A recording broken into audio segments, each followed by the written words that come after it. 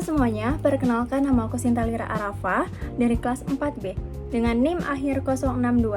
Di sini aku mau melakukan observasi mata kuliah Psikologi Pendidikan yang diampu oleh Ibu Maulidah MPSI dengan tema Anak Kesulitan Belajar. Selamat menyaksikan.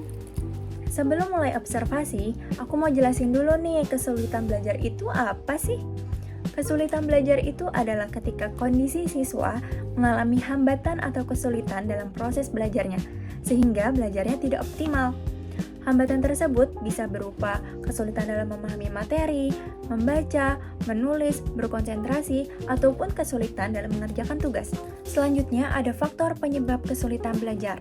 Yang pertama ada faktor internal, seperti motivasi belajar, kondisi fisik dan kesehatan, dan yang terakhir itu kondisi psikologis, seperti stres, cemas, atau kurang percaya diri.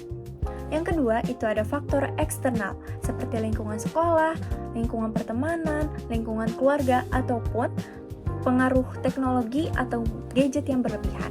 Nah, siswa juga bisa kelihatan loh ketika ia sedang mengalami kesulitan belajar, seperti sulit memahami penjelasan guru, nilai pelajarannya rendah, lambat mengerjakan tugas, kurang aktif di kelas, atau mudah bosan saat belajar, terus kurang percaya diri, atau sebagainya. Nah, itu semua sedikit penjelasan tentang kesulitan belajar. Next. Sekarang kita mau mulai observasi yuk. Halo, nama aku Yusrida Sanitias. Aku sekolah dari SMK Plus PGRI 1 Cibinong, kelas 12 pemasaran. Oke, sekarang di sini kita mau observasi itu tentang psikologi pendidikan dengan temanya anak kesulitan belajar.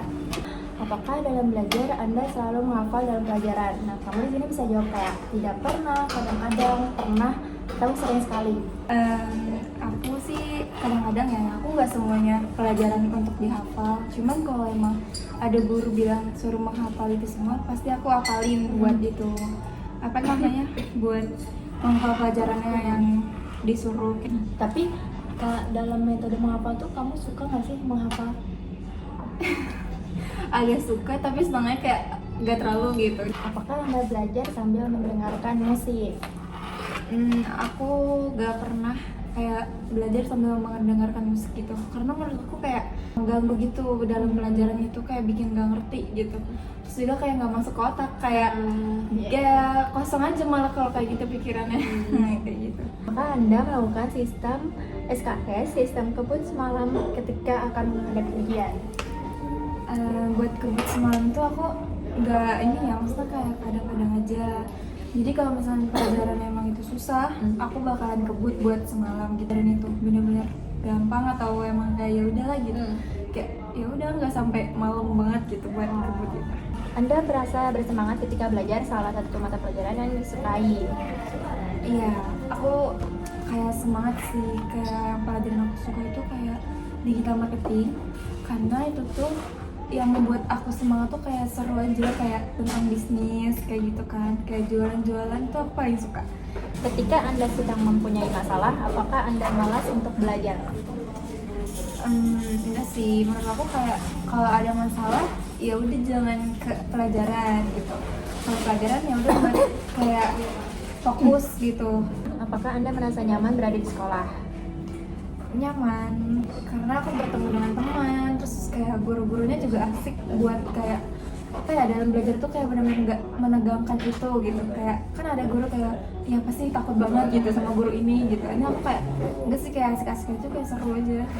Apakah fasilitas yang ada di sekolah sudah menunjang kegiatan Anda untuk belajar?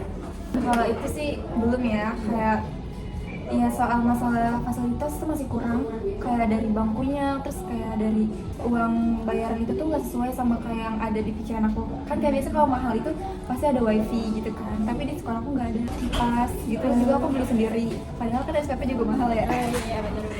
Apakah guru Anda membantu ketika Anda kesulitan tentang pelajaran? Iya, karena kayak ngebantu banget tuh guru-guru, bener-bener kayak dia ngejelasin, kayak dia akan menjelaskan ulang lagi, kayak nanya ke anak muridnya gitu, kayak udah dengar atau belum gitu, kalau belum ngerti nanya gitu, nanya ulang gitu, bakalan dijelasin sama dia. Aku paling suka itu sih, kayak ngebantu banget gitu, nggak kayak cuma sekali gitu ngejelasinnya kayak gitu dia. Jelas, apakah Anda membantu kelompok belajar dengan teman-teman untuk belajar bersama? Ini maksudnya bukan kelompok tugas kelompok ya, tapi kelompok belajar sendiri punya untuk kayak belajar bareng gitu Kak. Itu sih kadang ya, tapi aku lebih kayak ke sendiri sih kayak gitu. Jadi kayak gak ikut ke temen, tapi pernah satu circle gitu kayak ngerjain bareng. Next, apakah teman-teman Anda suka mengajak bermain? Itu udah pasti. Karena nggak mungkin kalau kita tuh nggak nongkrong nggak sih kalau habis pulang sekolah gitu. Apakah orang tua Anda bertanya tentang kegiatan di sekolah? Pasti itu kayak kadang orang tua aku tuh kayak nanya gimana sekolah hari ini kayak gitu, dapat nilainya bagus gak gitu. Kayak baik-baik aja deh di sekolah pasti kayak gitu. Jika Anda mempunyai kesulitan tentang pekerjaan rumah, PR, apakah Anda menanyakan kepada orang tua? Itu sih aku jarang ya, semenjak aku kayak megang handphone itu lebih ke AI kan sekarang zaman AI terus kayak GPT segala macam. Setiap hari ibu Anda memberikan uang saku. Pasti dong itu mas setiap hari walaupun di sekolah ada MBG ya tapi tetap aja buat nabung. Apakah Anda terlambat dalam membayar SPP? Enggak, mau apa kadang kayak kalau emang awal bulan nih ya langsung bayar, nggak mau kayak nunggu nanti takutnya kan nanti lupa ya atau enggak lah gitu istilahnya, kayak nggak mau kayak gitu. Jika saya dikritik oleh guru saya, sangat senang karena itu akan menambah ilmu saya. Iya aku senang karena kayak apa ya, aku jadi tahu apa yang aku salah, terus jadi aku kedepannya kayak ingin memperbaiki diri gitu. Jadi kayak oh aku tahu nih salah aku di sini, jadi aku nggak akan kayak gitu lagi kayak gitu. Oke, terima kasih. Iya sama-sama. Berdasarkan hasil wawancara tadi, murid menunjukkan bahwa kesulitan belajarnya lebih dipengaruhi oleh faktor internal, terutama pada minat, motivasi, dan konsentrasi. Hal ini bisa terlihat dari kecenderungannya lebih mudah memahami materi melalui pembelajaran praktik dibandingkan dengan hafalan, lebih fokus belajar tanpa musik, dan lebih bersemangat ketika ia belajar dengan pelajaran yang ia minati, seperti digital marketing. Selain itu, kebiasaan belajar dengan sistem kebut semalam juga menunjukkan kurang optimalnya strategi belajar yang ia gunakan. Di sisi faktor eksternal, peran guru yang bersedia menjelaskan kembali materi yang ia kurang pahami juga dapat mengatasi kesulitan belajarnya.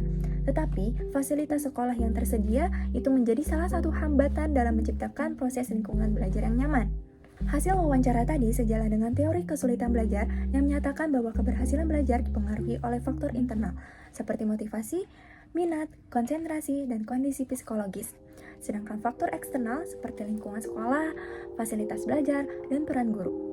Dengan demikian, kesulitan belajar yang dialami oleh murid tersebut tidak hanya dipengaruhi oleh kemampuan akademiknya, tetapi juga dipengaruhi oleh kondisi diri dan lingkungan belajar yang mendukung dalam proses pembelajarannya. Oke, sekian observasi dan hasil wawancara untuk tugas akhir mata kuliah Psikologi Pendidikan. Terima kasih. Wassalamualaikum warahmatullahi wabarakatuh.